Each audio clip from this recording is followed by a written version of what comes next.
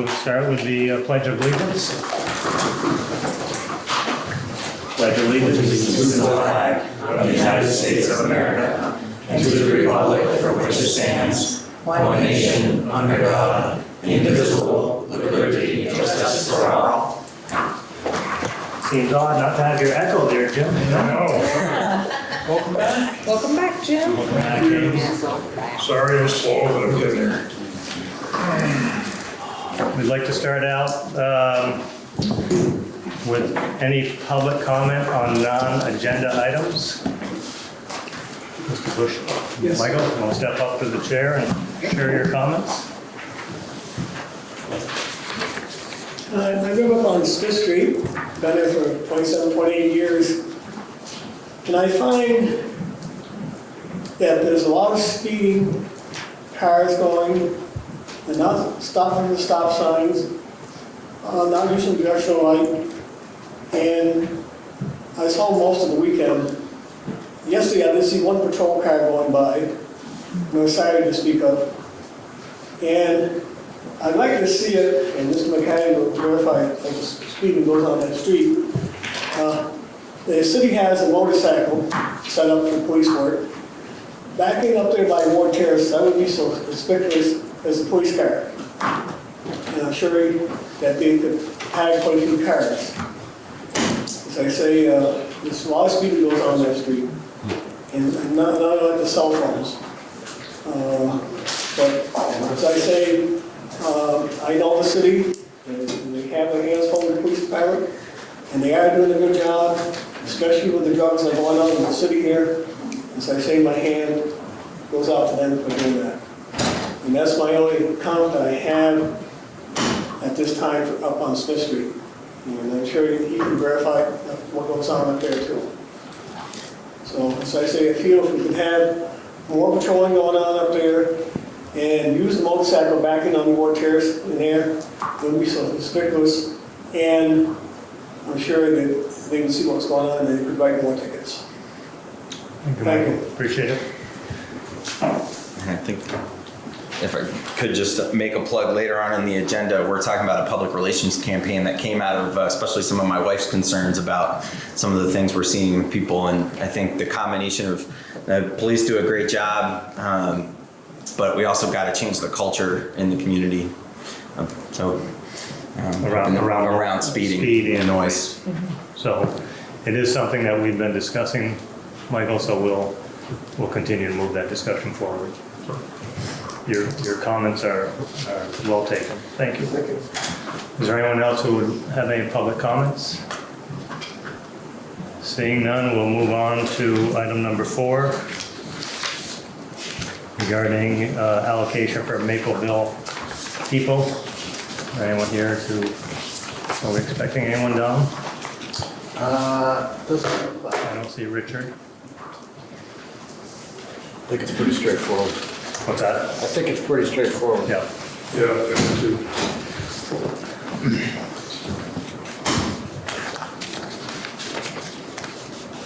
I move to approve the extraterritorial allocation as requested by Mapleville people. I forgot what it is now. Is it? 300. Second. Any other conversation? Any questions? All those in favor say aye.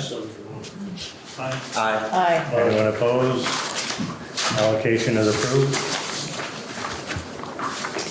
Moving on to item number 5, Police Department handling of the Lawton Conley matter. Chief Taylor's here. Chief, if you step on up and join us. Thank you for coming. Thanks for having me.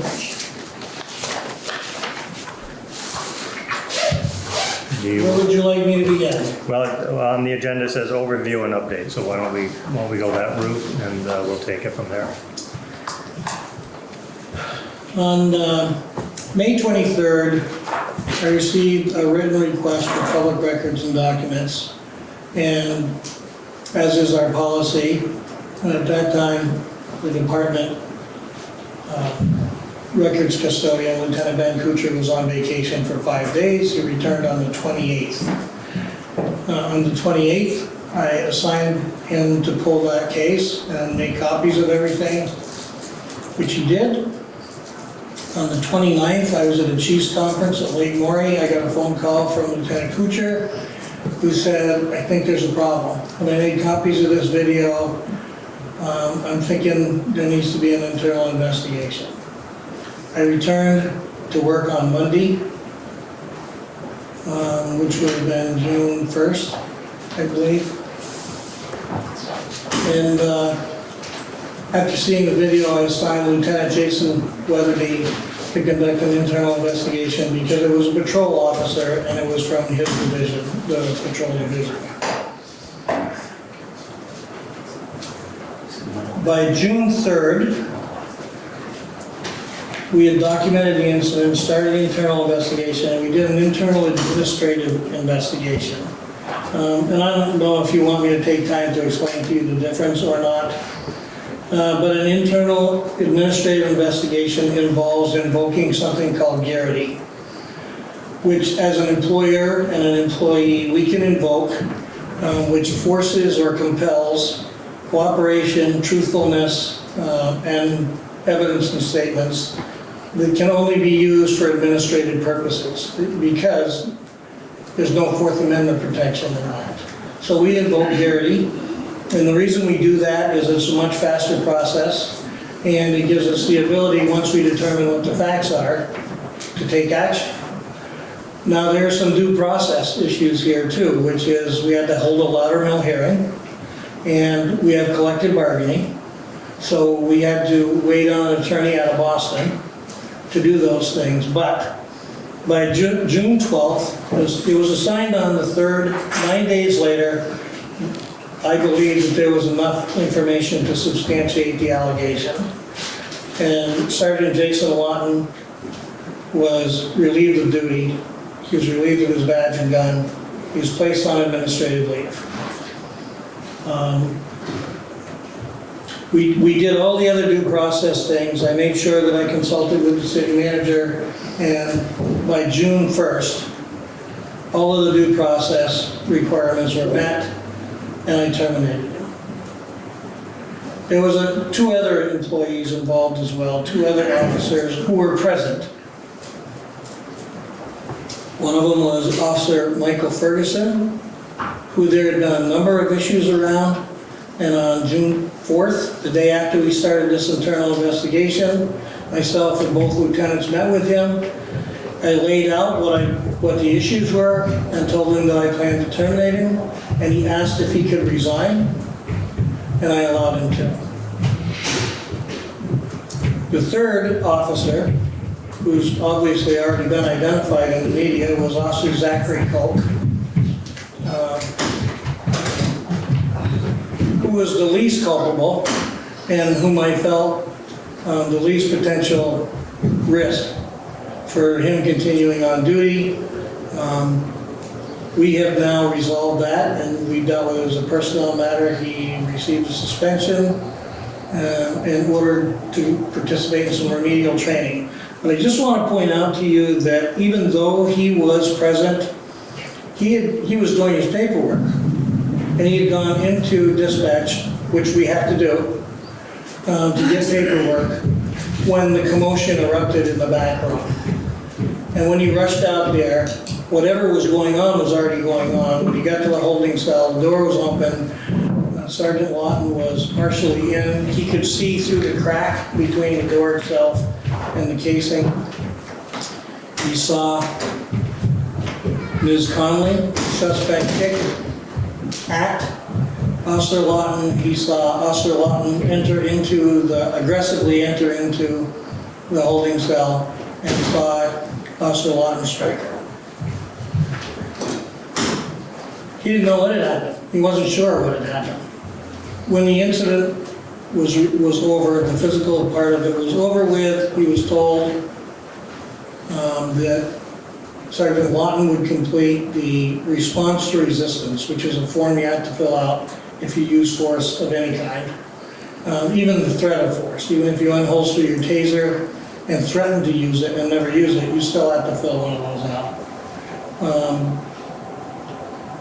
And his explanation is that he expected that that met his responsibility to notify command staff. Based on that, he was given a suspension and remedial training. I'm not sure what questions you have. I can pretty much tell you what the questions have been. One is, why did the incident occur on March 14th? And you didn't become aware of this until April 28th. I would tell you that it wasn't because of the clout of the ACLU. Anybody making that records request, we would have engaged in the same action. And I believe that the same course of events would have occurred. However, realizing that the policy is flawed, and the policy we were using is a policy that's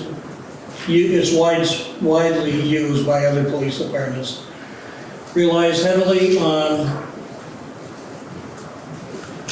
the accuracy in the reporting, on the response to resistance sheet, self-reporting, and the assistance of, from management perspective, the assistance of first-line supervisors in identifying incidents that might be questionable.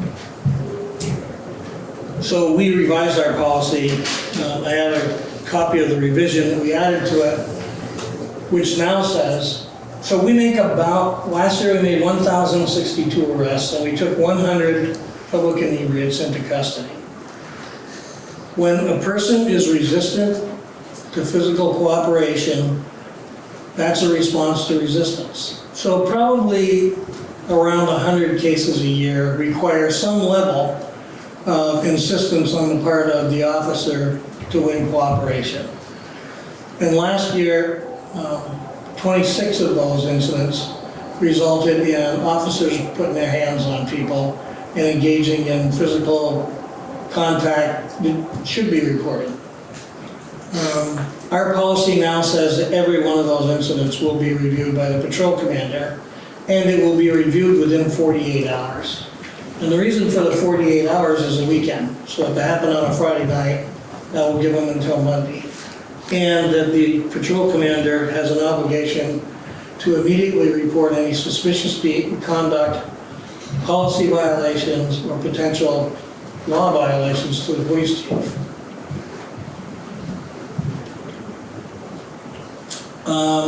In accordance with Act 56, which was passed last year on July 1st, 2018, we made a report to the Vermont Criminal Justice Training Council just as required. I've been in contact with Rick Gothier, the executive director down there, for a month. What I would like to say to you, and I'm not offering it as an excuse, is nobody had to tell us what to do here or encourage us to do the right thing. This was discovered by a lieutenant on the 28th who brought it to my attention on the 29th. We initiated everything on June 3rd, and by July 1st, Lawton was terminated. This only came to light through the media last week. That's not an excuse. I just want to make sure you understand that there was no reluctance to do the right thing here. There was a little oversight in our policy, not anticipating that a first-line supervisor could be the offender, and that they might not report it accurately, and those things have been fixed with this policy adjustment. I regret that this happened. I regret that it happened to Ms. Conley. I'm not okay with it. There's only been 2 incidents since I've been the chief here in 14 years of excessive force. This was one of them, obviously. In both cases, they were dealt with swiftly, and the officers were terminated. Any other policy improvements you have considered from this, or is there?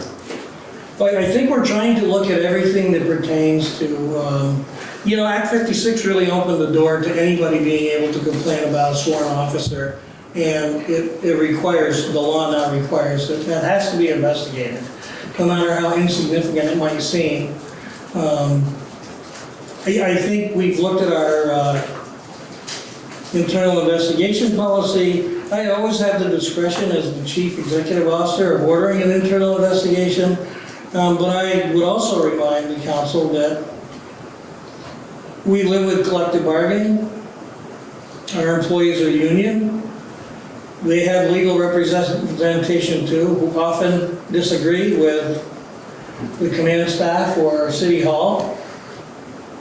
And I have to be able to recruit police officers. And there's a very fine line between being too heavy-handed and being right where I need to be. Because nobody wants to work for somebody who throws them under the bus when they're trying to do the right thing and things go awry. And I think we have to move cautiously when something happens to ensure that we know what the facts were, and that we don't have a knee-jerk reaction to jump to conclusions. Obviously, that is not the case in this particular incident. Thank you, Chief. Anyone on the council have any other questions, comments? If not, I'd open it up to the public. If anyone in the public has any comments, I would ask that you keep your comments to 1 minute so we can make sure we hear from everyone. If you have comments, please come up and join us at the table. And where do you want me? Let's chief over here so we can see people. Chief, come over here. So you can see these people who are talking. Can you please state your name and Elaine Rockjoy, and I'd like to know what kind of a background check you do on these officers. well, I want to be careful. This isn't an interrogation. If you have general comments, we'll take this question, but we're not going to put Chief on the stand and ask questions all night long. If you have comments about the situation, that's the route we will go. I would allow Elaine for Chief to answer this one, but An exhaustive background investigation. There are polygraph examinations, there's a background investigation conducted by a detective, there's a public, an information sheet that's more like a book that they have to fill out before they come on, and we look at personnel files, we get releases to take a look at personnel files. I would tell you that out of 10 people who apply for a job, probably 2 get through the other end of that. So you didn't know about this Shelburne deal with him? I did. So why did you hire him? Because the video that you were made aware of and apprised of and watched on the internet was not available at that time. I didn't do the background investigation, it was assigned to an officer. And I spoke with the chief, Jim Warden, down there at the time, and he told me that it was an interpretation, a misunderstanding issue, and it was more of that than it was of truthfulness, a veracity issue. And I will tell you that I've been doing this for a long time, and we didn't always have video cameras, and people used to argue about, for example, on a red light, that was a red light violation. When you would write them a ticket, they would say, oh, no, it was yellow when I entered the intersection, or it didn't turn red until this time, or that time, or something else. So in my mind, based on what was reported to me, I believe that that's the type of disagreement that had occurred. He worked for me for 7 years, and there was never an issue with his veracity. I thank God that there are body cameras, or none of this would have been known to people like us. We would have believed the police officer, which it's just horrible. It's just horrible what happened. We volunteered to wear body cameras, this department, early in the process. And there are fixed cameras in that area, and none of this would have escaped somebody seeing it, assuming that they looked for it. The problem that we had, the error, was our policy, in that we didn't necessarily go and look at it just because somebody got arrested and resisted. Now the policy is we will. Yeah, now, after all this has happened, I mean, this was just horrible for an officer. I mean, when her head struck that wall, if that would have been me, I'd have been dead. Elaine, we're not gonna relive That's all. why I'm here. I have the right to say what I want to say. He said what he wanted to say. If you have comments, share them with the council, please. Do you have any other comments? on Yes, this I have a matter? lot of them. We have limited time, so. Well, I'm just saying that there's no excuse for what happened. There is no excuse. And I would say no one, we agree with you and no one is making excuses. We agree with you.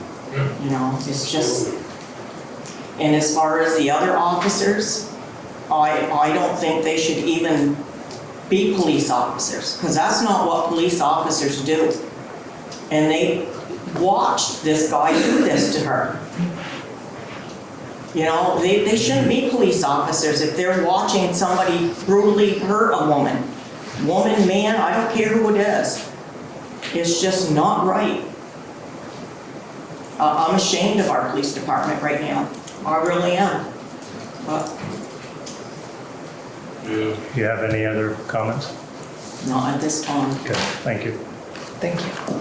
Is there anyone else who has comments?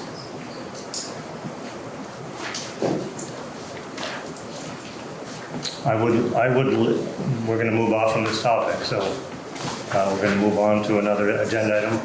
I would say, for the people in this room, that we support our police officers. We support the department. Being a police officer is not an easy job. If there's anyone that wants to disagree with that, feel free. But they put their lives on the line every day. They walk up to it, doesn't matter if it's a city police officer, a state police officer, a sheriff. When they pull a car over and I'm not saying this is a situation, but anytime they pull a car over, they do not know what the outcome is going to be. And I am thankful for the police force that we have and the people that represent St. Albans. There is much more good coming out of our police department than negative. And I think I speak for the full council when I say we support the chief. He's addressing the situation and we're going to move forward with corrected policies and we're going to correct this situation. We will be a better city and we'll be a better police department because of this. And that's where we're going to leave the conversation for tonight. If you have other comments, feel free to reach out to any of the council persons or myself as mayor. Thank you. We'll move on to item number 6. Thank you, Chief, for coming in. Thank you. Number 6 is a second reading, Historic Preservation Commission ordinance. Chip Sawyer.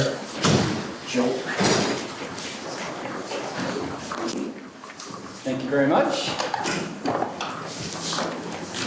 As we covered last month, there's a lot of interest in the city in seeking certified local government status with the Vermont Division of Historic Preservation and the National Park Service. It makes us eligible for various different grants, most of them educational in nature or having to do with inventory. But every once in a while there will be grants available for assessments of a particular building or perhaps even repairs. It's something that we can make good use of here in the city. There's a high interest in historic properties and their value here in the city. One of the most important steps toward getting CLG status is to form a historic preservation commission. So this is the second reading. It was requested by the state that we do it as an ordinance rather than just the council holding a majority vote by resolution to create the commission. So it's a second reading of the ordinance. It'll be a standalone ordinance to create the commission, but as you read it, it still allows the council to appoint a number of members as you see fit, for instance. Otherwise, the ordinance lays out the purpose being historic preservation and its support and that sort of activity for the ordinance, and then describes what the roles of the commission would be, mostly in terms of making sure we're keeping our inventories of historic resources up to date in the city, providing an advisory function in those matters, and also helping to write the grants that might access the funds associated with CLD status. And pretty much, many things that you'd expect a commission like this to do. There are some interesting guidelines for the expertise of the members we would recruit. It's pretty rigorous, and this has been affirmed by the architectural historian of the state. It does basically say, as feasible within your community, to seek out the people with as much expertise as possible. So this is still going to be an opportunity for those who are most interested in the topic to be able to take part in this commission. Plus, there'll all be open meetings to sort of create a new kind of conversation, a new venue for this conversation about historic preservation in the city. Chip, can you refresh my memory about, is there opportunity for collaboration with the town's Historic Preservation Commission as well? Oh yeah, I mean, we were told that a municipality has to go in for CLD status on its own. You can't do it as two joint communities. So we need to create our own Historic Preservation Commission, but there's, I'm sure there will be opportunities for collaboration with other communities and sharing, information sharing, telling stories, who knows, about what each community is up to and what they've learned. So that'll be a possibility. Okay. And also along those lines, it is not required that every Historic Preservation Commission member be a resident of the city. I think it might have to be a majority, but I know there are plenty of people who live outside the city that are very much interested in historic preservation in the city and have good input and a good viewpoint. Many of our other boards actually have non-residents on them who share a particular viewpoint that's of value to the duty of the board, so we can do that. There's no change from the first reading, correct? No change from the first reading. I'm sorry to say we weren't able to really do any recruiting before the second reading, so we'll have to start our recruiting, forthwith. We'll put something out and see who's interested. I bet we'll get a lot of names. I move we approve the second reading of the Historic Preservation Commission ordinance. Second. Seconded by James. Any questions for Chip, comments? Hearing none, all those in favor say aye. Aye. Anyone opposed? Motion passes. Thank you, Chip. And I think you're remaining in that chair, Chip. Public hearing and resolution for application to the VCDB program, P program. I think that we could do the job right now, but I do know that the representatives of Champlain Housing Trust who are planning on being here at 7:15 based on the timing of the agenda. If we can start the conversation and see if they show up while we're into it, or if we might be able to postpone this agenda item until they show up. Going to jump to 10, and we're ready. 10 or 9? Do they need to? Or 9, yeah. Do they need to be here? They don't need to be here, no. And if you have particular questions that come up, then we could always just bring this item back up when they arrive. We've done this before. I thought it was- Yeah. All right. Yeah, this is nothing new to us. It's nothing new. So as you know, to get access to the HUD funds through VCDP, you have to go through a municipality. And Champlain Housing Trust has a long-standing program for low-income homeowners, and in some cases, landlords, to do repairs on their homes. It's a pretty good financing situation. In many ways, it defers most of the payments until the home is sold and what's owed comes out of the sale of a property. So it opens up some new possibilities for folks who need to fix up their homes. And as you know, that's kind of a big deal in the city. The effect of a neighborhood, on a neighborhood of someone, fixing up a home, it can be far and wide. So CHT came to the city to support this program a couple years ago. And we said sure, and we got the grant. It wasn't a big surprise. And the time has come for them to need more funds. This is for the operating and programming costs, the sort of costs associated with running the program. And so they've come back to us asking if we will be their sponsor once again. I think it's a good idea. It really doesn't take much out of what we do at City Hall. We've budgeted for grant support already, so that's not a big deal. As you can see in the report, which is included, of the last round, they did home repairs in 23 households. 4 of them were in the city. Many of them, or a good share of them, are of folks who are getting a little older and could use the assistance with taking care of their home. 6 were female-headed households, 3 were handicapped or disabled homeowners. So we need to hold a public hearing for the purposes of the grant. And there's a resolution for the council to consider and sign to move forward with the grant application. How's this program promoted, do you know? Questions? Fairfield Housing Trust does, they do brochures, they do ads in the paper, they do some social media. I think they might do some audio or, radio or TV media as well. It's something that we would like to get more involved in promoting it in the city as well. It's on our list of things to do. I mean, and that's the thing that caught my eye. We're sponsoring the application, but only 4 out of 23. It'd be nice to bump that number up a little bit. And I'm just wondering if, and I don't have the answer for it, but what are some of the ways we could better promote it, so we should share that information? It's probably pretty proportional, I would say, because it's all Franklin, Grand Isle County, right? And Chittenden. And Chittenden County, Yeah. so 4 out of it's probably pretty good actually. Right, I mean, I think you're both right. I think we're getting our fair share, and it's a program that needs some community to step up and sponsor it. There's more we could do. We've been actually thinking about perhaps even getting more involved in the application process, that if we identify perhaps through the PHSO program or some other function that there's someone who might really benefit from this, perhaps a city staff member could show up with the forms and say, hey, why don't we walk through these things? Let's just see what happens. Let's fill this out and get it in and see if we might be able to make something work. Otherwise, we also could be more active in our own social media, Front Porch Forum. There is one, when you have the information, there's one in our ward that I think would be very interested in. Yeah, that's the other thing, send, as the council is getting more familiar with this program, and you see any potential uses for it, send it to me or Marty, and we can follow up. There's so much potential here, and that Definitely. Congress in Maine is sucking all the oxygen out of the room. And so we get that thing launched, we can focus on so many of these types of things. Yeah, there's a house on North Elm that the porch is, it looks like the main structure of the porch, and it's probably something that could use something like this. Yeah, well, that's a win. What are we looking for here?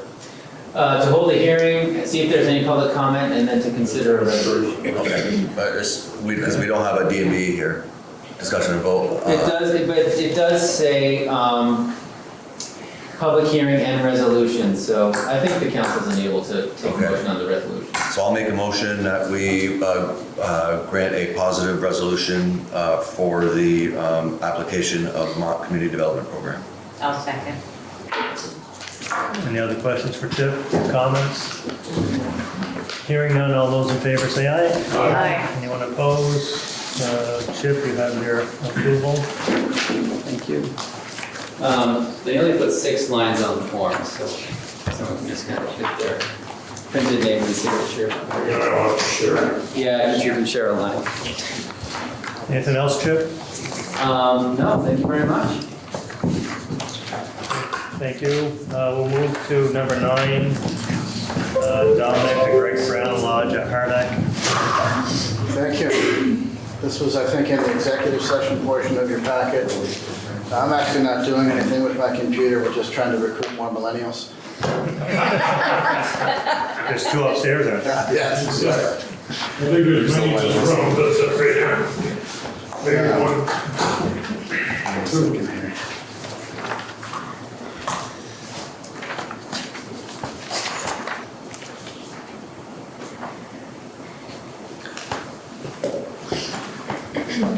So the cover memo in your packet requests authorization to proceed as on the Hardack Greg Brown Lodge. The Greg Brown Lodge, as you may recall, is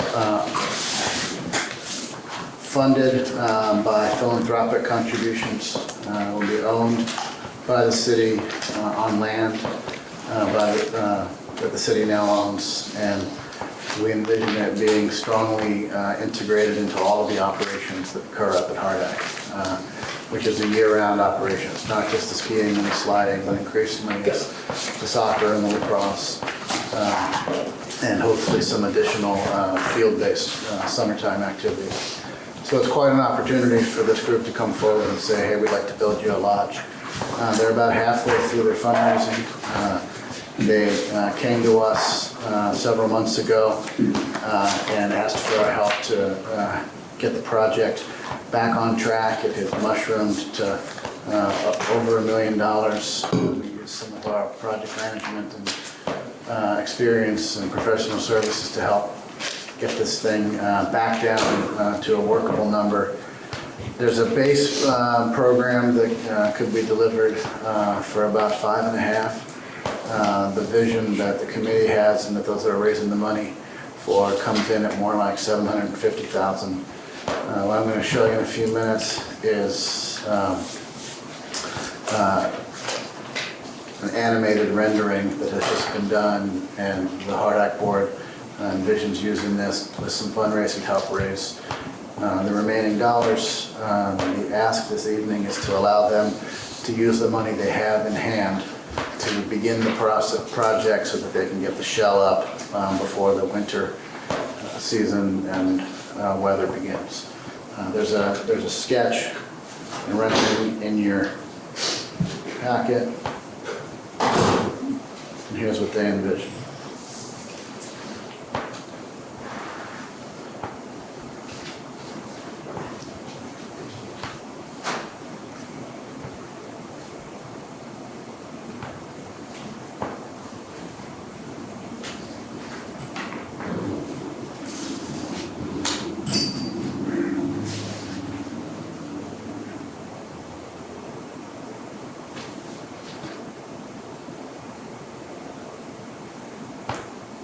So that front area that we're looking at right now is the entrance.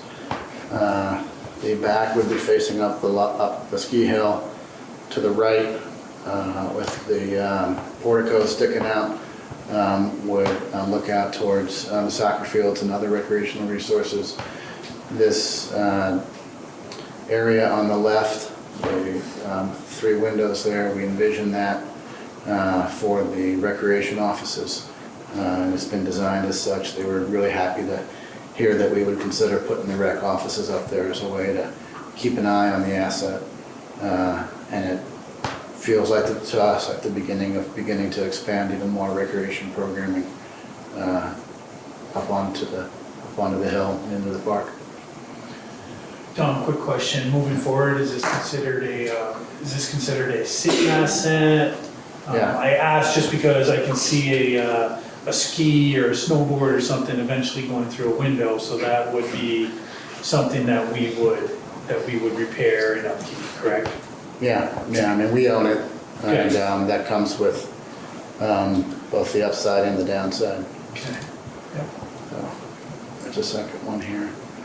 There's 2 files here. I don't know if they're any different at all. We'll see if this one runs. Roofing's different, isn't it?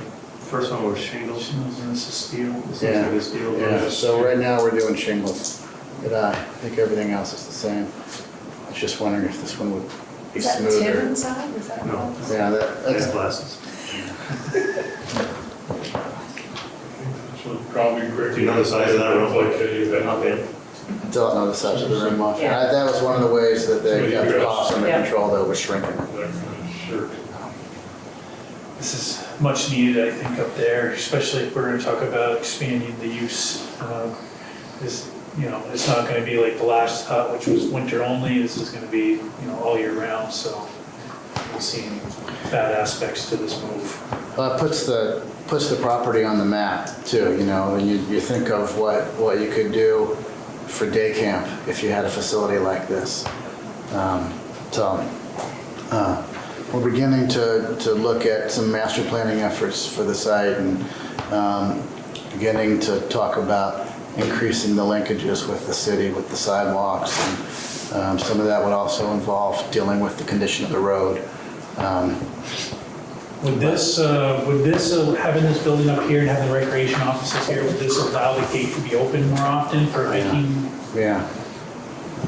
I mean, we haven't gotten, it's that level of operational presence that's the reason for moving it up there. We haven't dove specifically into that question. But, you know, it's really just kind of taking charge of the property and looking to help it realize its potential. And the NCAA is gonna be up there again, or were they up there this spring, or? America East was up there this past fall. Was it the fall? Yeah, I assume so. I haven't heard that they I are. think, I thought they were doing another one. Yeah.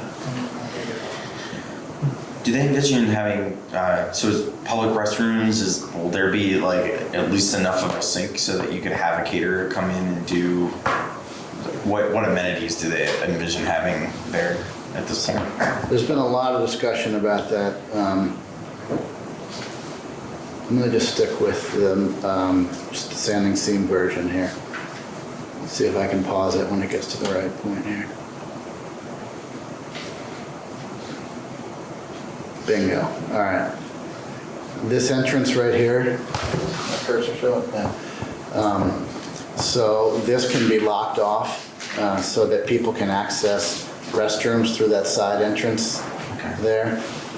There's a snack bar feature figured in to the other side. There was at one time a full commercial kitchen, which we stripped out.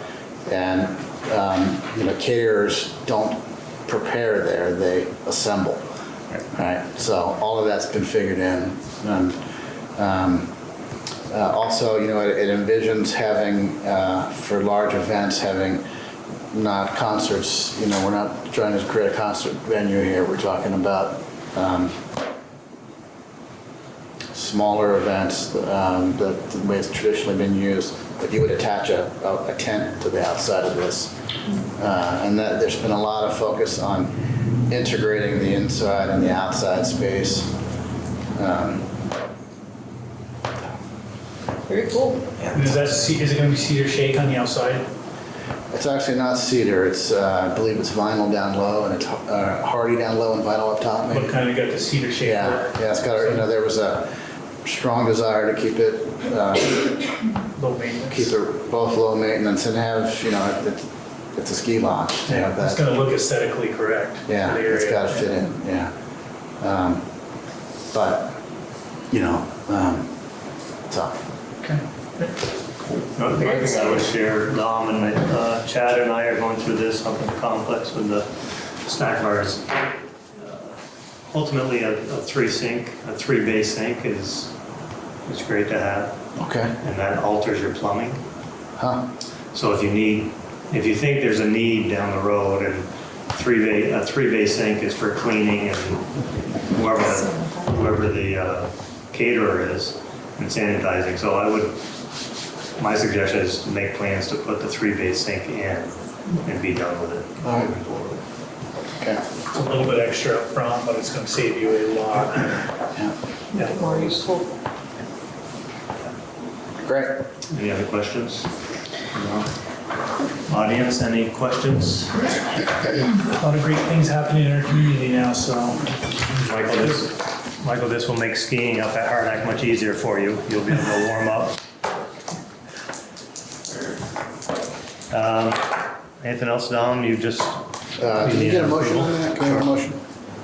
entertain a motion to, I move that we authorize to proceed with the Great Brown Lodge at Hardhack. second by Jim. Any other questions, comments? Hard to beat Jim these days. I know, He's Jim's ready to quick. roam and he's, There's no delay. All those in favor say aye. Aye. Anyone opposed? Hearing none, motion passes. Any motion to send Jim back to rehab. You won't. So after we all say yes, 30 seconds later, we hear, yay. Everyone see that place. That was unanimous. So as we stated, I think many times, we have had concerns expressed to us by noise and speed throughout probably all of our neighborhoods, and Do you want to bring those, you want to give us those, Yeah. Don, so we can show them to the camera? Sure.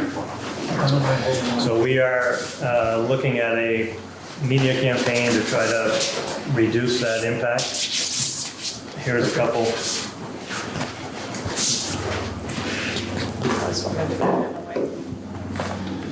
So actually, why don't I turn it over to you, Mike, since this is sort of your wife's initiative. I'll try to do my best Stephanie McCarthy impression.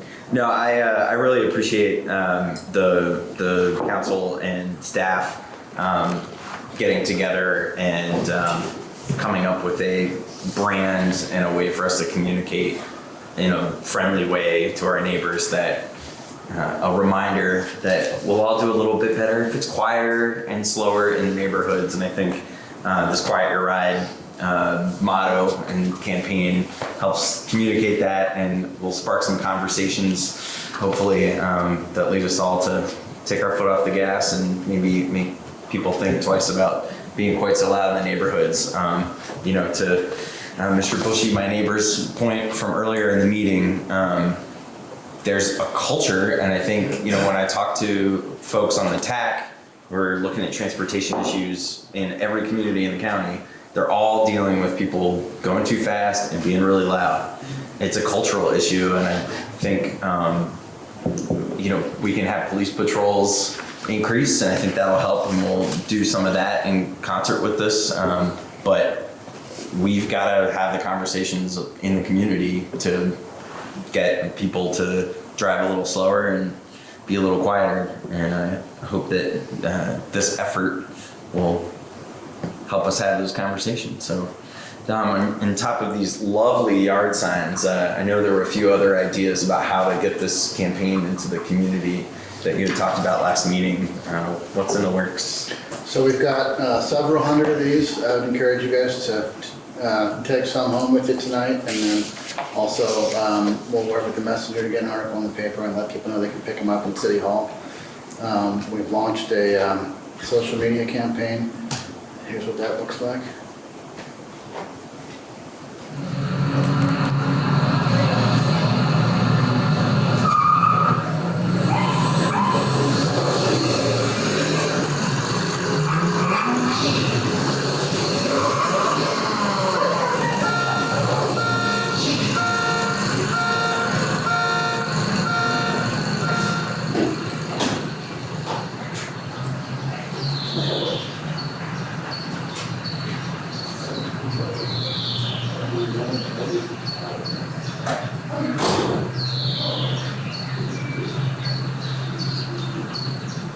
That's good upgrade to the last dude.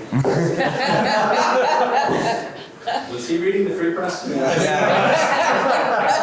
was Lamont. He was reading Lamont. County Courier. That's good. Everybody picked up on That's great. Emerson, was it? it. You didn't I didn't pick it up. All right, so this is a new venue for us to figure out how to get messages out this way, and so I think we'll continue to learn about it, and we've gotten to know messenger marketing a little bit and starting to build that relationship. So if we find that this type of messaging works well, we can do it for other things, and but we intend it to be a learning experience and learn how to do it better as we go. So. We have We have to see this. Budget was a little tight. Stick it in Just your lay it on the I lap. nailed it to the tree or what? I got a whole bunch of them out there. Okay. Nail on a tree. I brought my truck, so. Do we have it? Where's the don't wake the dog? That one didn't make the cut. Didn't make the cut? No. But it didn't make it through committee, I'm sorry. Didn't realize that resonated with the mayor. I did like that. So Tom, is the idea that for folks to pick these up, that we'll put them out kind of seasonally, take them down, and maybe bring them back next summer if it seems like it's successful? Or are we going to try to have a sort of time frame where we thought let's do that? I hadn't gotten that far with operationalizing it. I think we were just gonna, kind of like any other campaign, right? It has a natural season to it, and people can bring them out, and, you know, who knows how well received they'll be. It's a little tough to get the messaging right, to be honest. How do you speak clearly and targeted enough to what you're getting at with something that's so subjective and personal, you know, like, so. Yeah, this seems like it strikes a nice balance though, and I think there's enough people talking about this issue that hopefully people take it on, put the signs up, start having the conversations, and it will begin a culture change. I mean, maybe you can stick one in your neighbors, you know, if it's somebody who's an offender, you can stick one in your I'm sure there's all kinds of uses. Any questions on the campaign? No, I think it's great. James? I'll take a couple dozen. For your portion. Okay, thank you, Don, for that. So signs are available, and we can encourage other people to, hold on one second, Bill, we can encourage others to come pick them up, Yeah, not just council members or employees. yeah. I think it's good too for council members to take a bunch for their neighborhoods, just because a lot of people work 9 to 5 and aren't able to get here. Yeah. But That's a good idea. we all have pretty good relationships with our neighbors and people in our wards, so it's a lot easier for someone to message me and me drop one off on their front lawn for them too, so. Sure. William? Yeah, just a couple of questions which you guys have probably covered many times. What are the rules now? How subjective are they? Are they different for motorcycles than for cars? That's my question, and my suggestion is that this is a very nice campaign, but there are those out there who are not going to pay any attention to these signs. And I personally have never heard of anybody, and not just me personally, have never heard anybody getting a ticket for noise, a noise vehicle. Perhaps what the rules are should be well publicized, and without divulging anybody's identity, perhaps some fashion of what, if there is increased law enforcement, some fashion of letting the public know that yes, we have ticketed this many people, and here's how much the fine is, so on and so forth. For those who need a little bit bigger nudge than the signs and the campaign you're starting. Just my thought. Thank you. No, I think you bring up some great questions, and those are very similar to what we as a group have been discussing, is what is the ordinance, how much time we want to spend on it, what the impact could be. And Dom is going to be pulling up some data relative to some of your questions to see exactly, we're naive as to what the police have done relative to that. And so we'll be getting some data on that and reviewing that moving forward. So Thank you. that's sort of, but I would assure you that the council is in unison in terms of trying to have an impact on both speed and noise. Did we put the video on our Facebook page yet, so folks can share it? Okay. I will keep my eyes posted. Yeah. Okay, any other questions on this, audience? Michael? The other thing I was wondering, I think that's a good idea with the signs. I was wondering, you know, some places they have what's called neighborhood watch. What would be wrong with having neighborhood patrol volunteers, and they'd have the decals on the car, so they'd be going around the city, covering the streets. That might get more attention for these people speeding and all that. I realize the police department cannot be everywhere, but I was just wondering, that idea out have a neighborhood patrol. We talked about it a little bit, because Neighborhood Watch was really super active for a while. It's kind of social media-wise active currently. But what we don't want to do is encourage vigilantism. So that's pretty much what the police department's arguing about it. So we don't want people confronting someone and Over feeling litter like or something feeling like like that. they have some type of authority.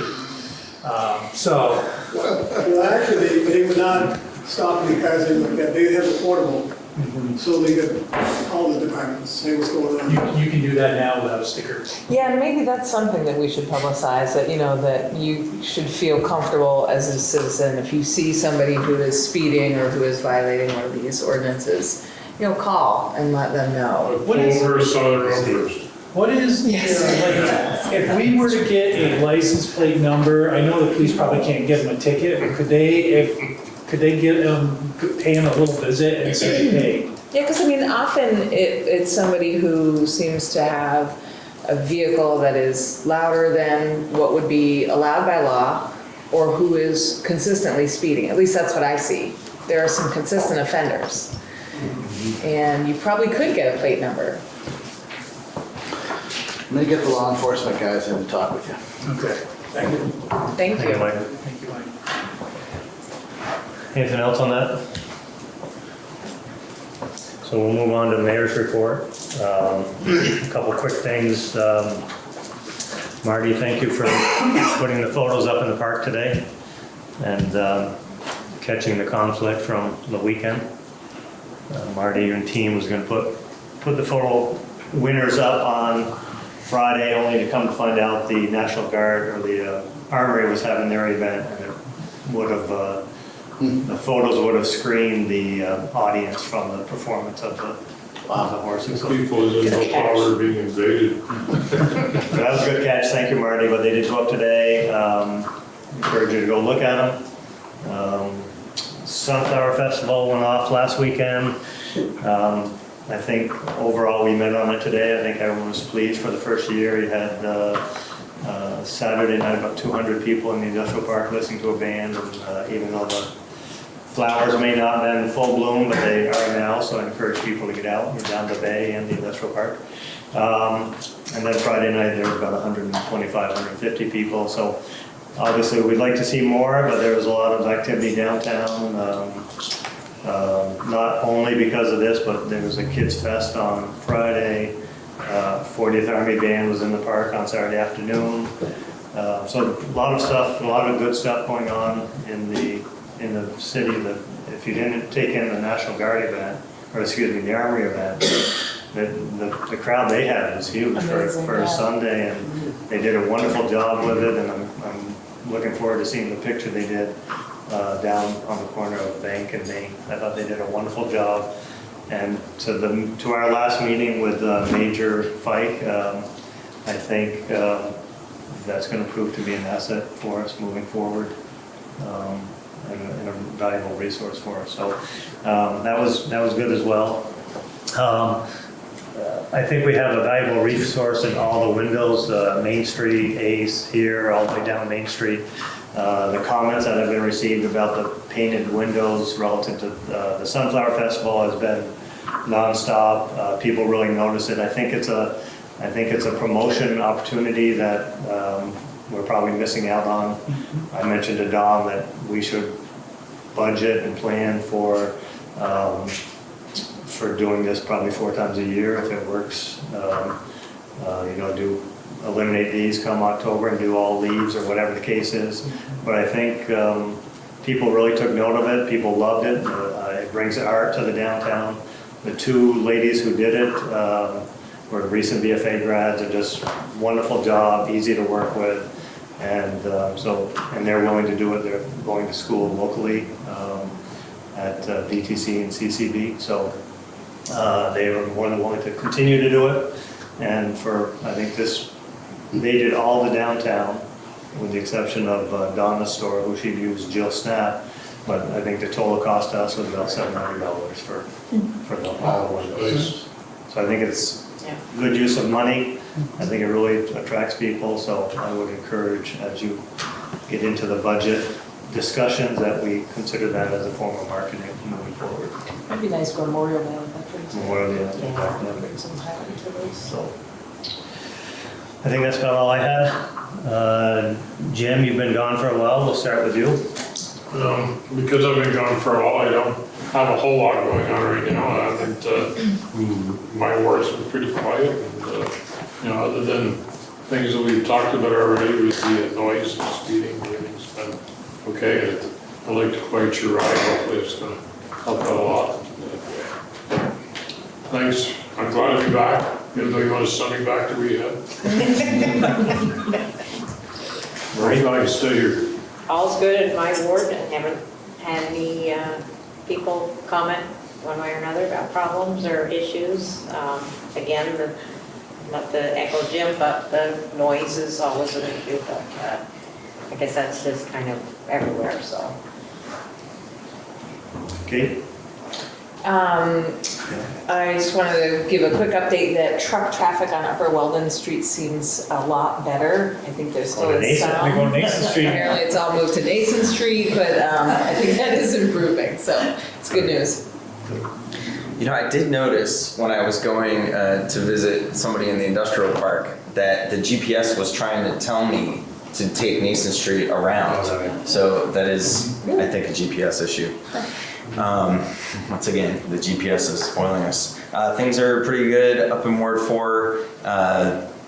Love to see the sidewalks getting done up there on Smith Street. And with all the stuff that we've been saying about how loud and how the issues that we've had with people driving, I've noticed that with the construction here in Congress and Maine and up in the neighborhoods with the sidewalk project, people are being pretty courteous and good, and I would just encourage everybody to continue to be patient and safe around all the construction. The flaggers and folks have been great at keeping everybody safe in the neighborhoods, and I really appreciate all of that and all of us out there keeping them safe by slowing down and taking it easy. Just to follow, like, when we had that power failure there, that major power failure, I was really impressed with how drivers would let each other off from corners and where traffic lights were not working. And it was, so kudos to our neighbors there, because they're doing a great job. So are you recommending we get rid of the traffic? Tim? As you recall, I attended a DRB meeting when St. Albans Shopping Center wanted to make some improvements to the parking lot.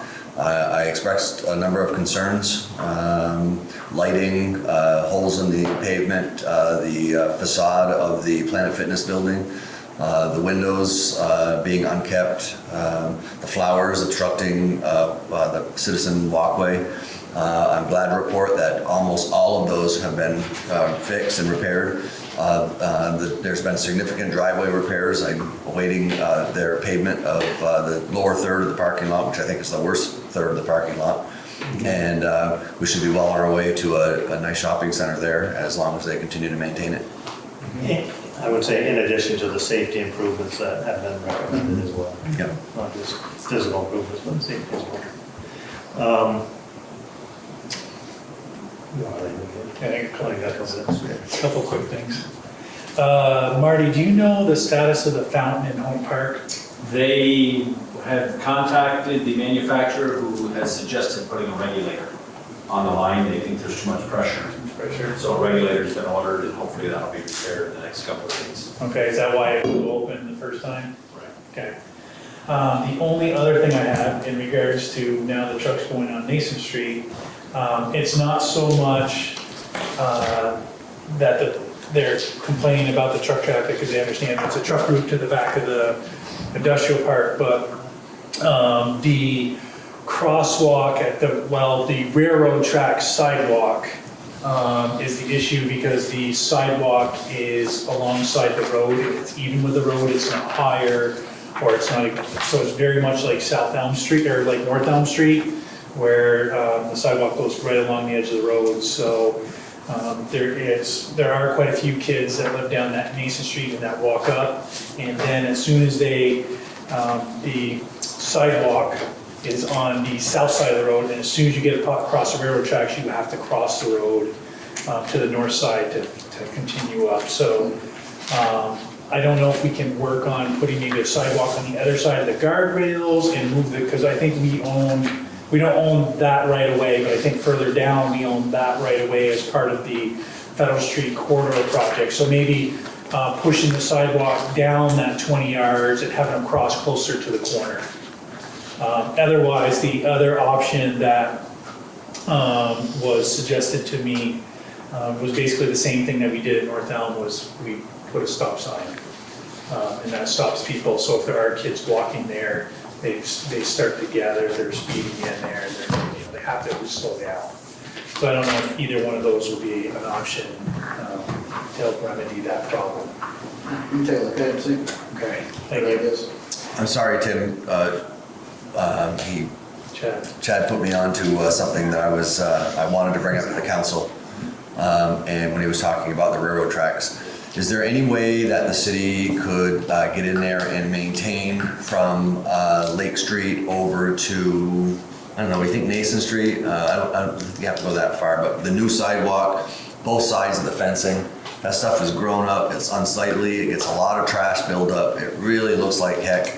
And we've done such a nice job down there that it would really improve that place a lot. It really looks terrible the way that is. On Market Street? Yeah. Yeah, it's basically Market Street. And it just looks so unsightly, and I'm almost embarrassed to have people look at that stuff. It would be so easy to maintain. To that point, I did have a complaint on that, and I shared it with Marty, and they were down there the next day and cleaned up. I don't know if it's on the regular detail, Marty, or not, but. Yeah, we can hit it again. The problem is we can't go over the fence. We can't go on the other side of the fence. They won't even let us weed whack or do anything there, because it would really improve that. It'd be such a nice looking place if we I could can do reach that. out to them again, but the last time they didn't want us in there. I think we should PHSO it. Right? Couldn't we tell them to clean it up? Yeah, Yeah, even Marty? better. I think so. Since we're talking railroad, can you touch on all this street and the crossing? We're out of it. We're still in conversations. The last I had with the gentleman, my contact with Genesee, Wyoming, was they were waiting for their engineering department to get back. But their plan was to remove the existing rail bed and replace it with stone if we would pave and do all the other work. And they were waiting to get permission from their engineering to do that, which I think we would in a heartbeat, but we can't get near the tracks, and that's the issue, is the tracks. That was as of last week, last Thursday. Chad, what did we do about that a couple years ago? We worked with them and paved it. So I think there's 3 sets of tracks there, and we did one set that was really We bad. did the worst set with the co-op Yeah. and the railroad. Okay. The 3 of us went in, and that's what we're trying to do again on these other 2. It took a while before too. The problem is, before it was New England Central, and now you've got another entity with Genesee, Wyoming, and it's another layer of management that they're trying to. Really look like the good neighbors with us, apparently. They're getting better. I think that's old. Yeah, I think Yeah, you were sold again. One more quick thing now that we talk about cleaning up that fence. I was reading about it on Facebook a couple weeks ago about city employees hitting the sidewalks with Roundup. So I thought that stuff had pretty much been banned, and I don't know if there's a more natural alternative that we can do to fill in the cracks, but probably spraying Roundup's not a good idea. We don't spray it. Oh, That was an isolated incident. We use weed killer from the co-op, Okay. an organic weed killer. So. Just don't put it in the Roundup bottle. Yeah. But that is still available. Oh, I know. Yeah, it's out down there. We're working on Okay, that. thank you. Well, I got another earful about the DEW trailer on Main Street this weekend. Size, taking up space, and why isn't it on? I know you and I have had that conversation. Have we made any headway with them relative to moving it? It's been ordered to be moved. As Yeah. And we'll go to Maiden Lane. Yeah. It'll be on Maiden Lane, or they're gonna rent a storefront. One or the other. By they, I mean us. So, I was surprised to see it was still there today when I got back into town. So, they're all over it. They really wanted it to be moved. I think they're just, and Marty might have more details, but I think they're leaning towards Maiden Lane, and there's some questions about where it goes, because that whole bank is getting cut away. Yeah. It's not just as simple as moving it around. So, is there more you would add to that, Marty? No, I think that covers it. We're trying to push them to go into the storefront. The issue with the storefront is the pedestrian traffic between the site and the storefront. It's obviously their preference to have it right on site to keep those contractors within the site. The issue with going up on Maiden Lane is in order, the excavation that they're taking out is going down about 14 feet. And in order to do that, they were originally talking about putting in concrete blocks, which would need to be staged, which would go back about 20 feet, which would put them right at the edge of the road, so there wouldn't be room for that trailer there in that case. So they looked at sheet piling, which would allow them just to secure that bank and allow them to park there, but there were issues with that as well. I mean, there's a few vacancies, There's one right across the road. Connor building and then Connor has said no thank you. Steve North's building. Steve North's building has been sold and I think they have a tenant, but there's literally one. And my last comment, and timing may be right relative to the activity outside, but someone made a suggestion to me, which I think is one that we should really consider, and that is move our crosswalk here to the other side of Congress and come in by the movie theater. And the logic was shared with me, and I totally agree with them, is when and I hit it every day, you come down Congress and you turn left to go north or south on Main Street, you're looking for traffic two ways, you're looking for pedestrians in that crosswalk, and if you start to make your move to make the turn and someone steps into the crosswalk, you're halfway out into the other lane. Whereas if the crosswalk is on the north side and you're coming down, all you're doing is taking the right-hand turn to head north. That's all you really have to look for is traffic coming north and the pedestrian. Coming this way, there's so much activity coming and going with the crosswalk that it really makes it difficult. And I think if we're gonna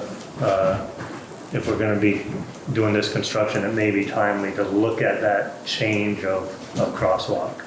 I think putting it on the north side really limits the amount of confusion relative to a pedestrian crosswalk. Or Tim said, no left turn. Yeah, I'm surprised that people try to take that left turn. Previous to the streetscape redesign, it was over there. And the issue we had there was people coming off Congress to turn north would look to make sure there are no cars coming and go to turn and there'd be somebody on that crosswalk. And So it's that intersection that's a. And Chad and I talked about putting some of the lit pedestrian notification at least as well, so I think that's a key spot for it. Just getting people to slow down through that issue. We can take another look at it, but it was suggested by the traffic engineers that the current situation is safer than what we had before. I don't think there's I don't know about that, Chip. I stayed at a Holiday Inn Express last night, and I'm just telling you. I used Tobago, I'm feeling pretty good. You got the last room. You're in the last room. All right, any other business relative, any other comments from the council? Okay, let's move on to warrants and minutes. Motion to approve minutes, 6/10/19. Second. Motion to approve, all in favor, say aye. Aye. No opposition, motion passes. Motion to approve minutes, 7/8/19. Second. Motion to approve 7/8/19, any changes? Hearing none, all those in favor say aye. Aye. Motion to approve special meeting with the town, 7/22/19. For a second? Second. Second by Chad. Any comments? Hearing none, motion to approve. Aye. Aye. Ward 2 abstains.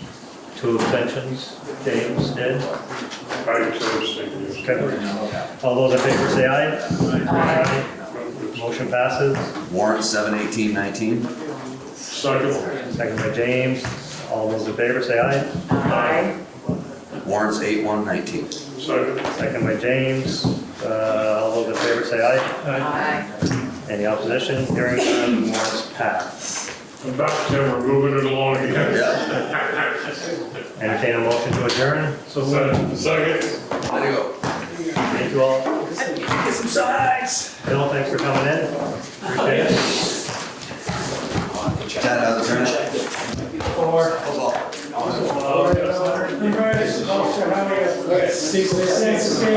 Whoa. Okay, 150. Oh, yeah. Yeah. Yeah. Great. Why